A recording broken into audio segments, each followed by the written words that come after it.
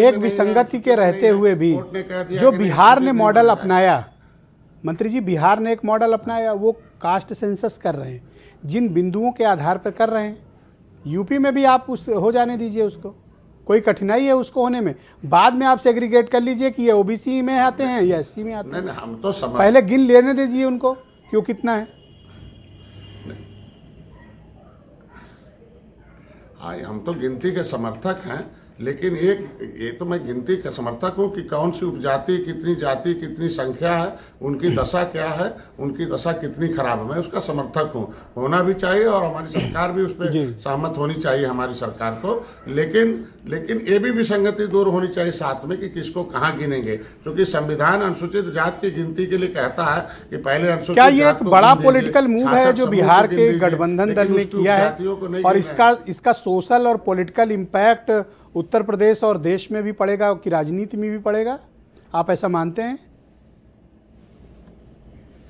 अब निश्चित रूप से 70 साल से तो पिछड़ों को कोई याद नहीं आता था, लेकिन पिछड़े और दलित अब याद आ रहे हैं। यही बहुत बड़ी बात लड़ाई है। आप जैसे चैनलों को धन्यवाद दूंगा कि इन पिछड़ों और दलितों की आवाज़ को आप लोग आज जगाए हैं और उत्तर प्रदेश में पिछड़ों और दलितों की सरकार बनवाए हैं। उसके वजह से अन्य राज्यों उत्तर प्रदेश में बहुत अंतर है।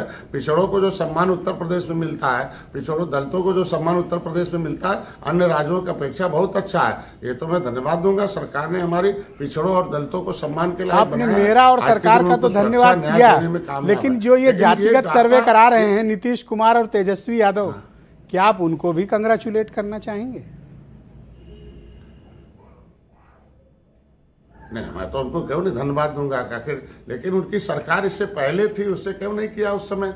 ये भी तो एक विषय है ना। आज आने के बाद क्यों याद आ रहा? जब खिसक गई जमीन तब। इसके मतलब इन लोगों ने पिछड़ों और दलितों के साथ अन्याय किया। लेते रहे वोट, आराम से सरकार बनाते रहे।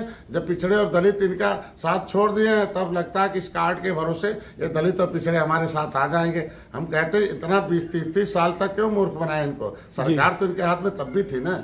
आज के दिन में ये पिछड़े और दलित का मोह भंग हो गया, इसलिए कि इन लोगों ने नाम तो पिछड़ों दलितों का लिया, लेकिन उनका हक नहीं दिया। मैं मॉडल का समर्थन करता हूं, लेकिन इस समय उसका राजनीतिक वो नहीं होना चाहिए। सही मायने में आप देखिए, इन लोगों ने कि जो कैटेगराइज किया था कि जो पिछड़ी जाति में इन्होंने 3 वर्गों में बांटा था, पिछड़ा और अत्यंत पिछड़ा, लेकिन उसका क्या हासिल हुआ उसको भी तो देख लीजिए। उसको कहाँ धरातल पर लागू किया इसको? तो मैं तो ये चाहता हूं कि डाटा कलेक्ट करें। मैं आपकी बात समझ गया और शुरुआत आपके कुछ खास मित्र लोग भी आज परिचर्चा में है। मैं चाहता हूं कि थोड़ा उनकी ओपिनियन भी आप सुन लेते, फिर मैं आपको